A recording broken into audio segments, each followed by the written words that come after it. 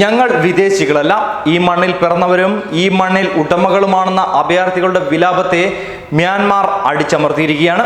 ജനിച്ച മണ്ണിലെ ജീവിക്കാനായുള്ള അവകാശങ്ങൾ നേടിയെടുക്കും വരെ പോരാട്ടങ്ങൾ തുടരും എന്ന് ഉറപ്പിച്ച ഒരു കൂട്ടം മനുഷ്യർ.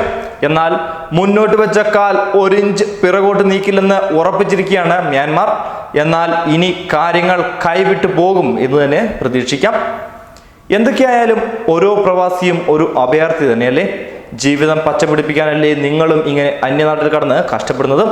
അങ്ങനെയാണെങ്കിൽ എല്ലാ പ്രവാസികൾക്കും ഓരോ പലായനത്തിന്റെ വാർത്തകളും ഭീതി ഉളവാക്കുന്നത് തന്നെയാണ്.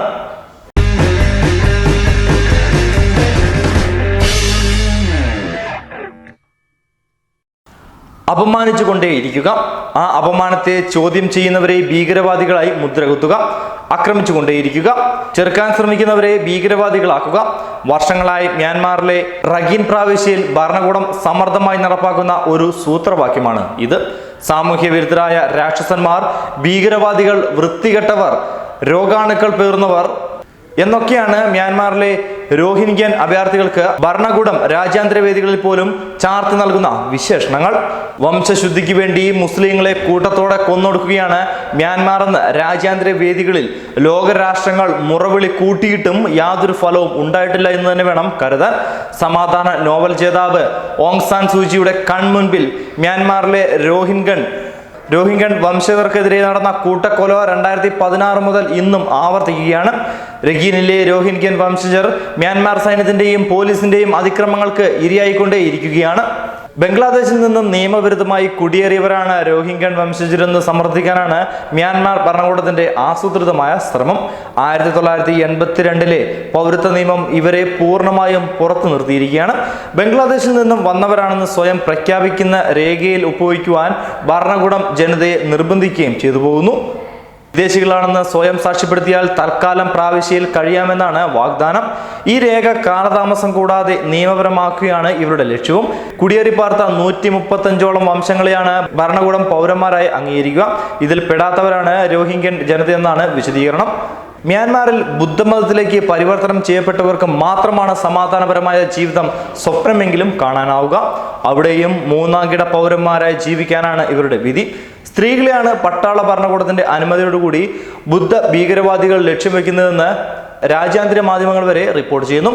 സ്ത്രീകളോടും കുട്ടികളോടുമുള്ള അതിരുവിട്ട ആക്രമണം രോഹിംഗ്യൻ ജനതയെ പാലായത്തിന് പ്രേരിപ്പിക്കുമെന്നാണ് കണക്കൂട്ടൽ. സാധാരണ ബോട്ടുകളിൽ ജീവിതവും കയ്യിൽ പിടിച്ച് തായ്ലാന്റിലേക്കും മലേഷ്യയിലേക്കും നടത്തുന്ന ഇത്തരം യാത്രകളിൽ ഭൂരിഭാഗവും കലാശിക്കുന്നത് മരണത്തിലാണ്. എന്നാൽ പ്രതിസന്ധിയെ അതിജീവിക്കുന്നവർ ചെന്നെത്താവട്ടെ സർവ്വ ആയുധവുമായി സജ്ജരായി നിലകൊള്ളുന്ന തായ് തീരസേനയുടെ മുന്നിലാകും. തിരിച്ചയക്കാതിരിക്കാൻ കയ്യിലെ വിലപിടിപ്പുള്ളതെല്ലാം നൽകിയിട്ടും മതിയാകാതെ വരുമ്പോൾ സ്ത്രീകളെയും എന്തിന് പിഞ്ചു കുഞ്ഞുങ്ങളെയും പോലും കാഴ്ചവെക്കേണ്ടി വരും. എല്ലാം നഷ്ടപ്പെട്ടിട്ടും തായ്ലാന്റിലെയും മലേഷ്യയിലും പ്രവേശിക്കാൻ സാധിക്കാതെ ബോട്ടിൽ തന്നെ മടങ്ങുന്ന ഇവരെ ഓണി മനുഷ്യൻ എന്നാണ് രാജ്യാന്തര സമൂഹവും വിളിക്കുന്നത്.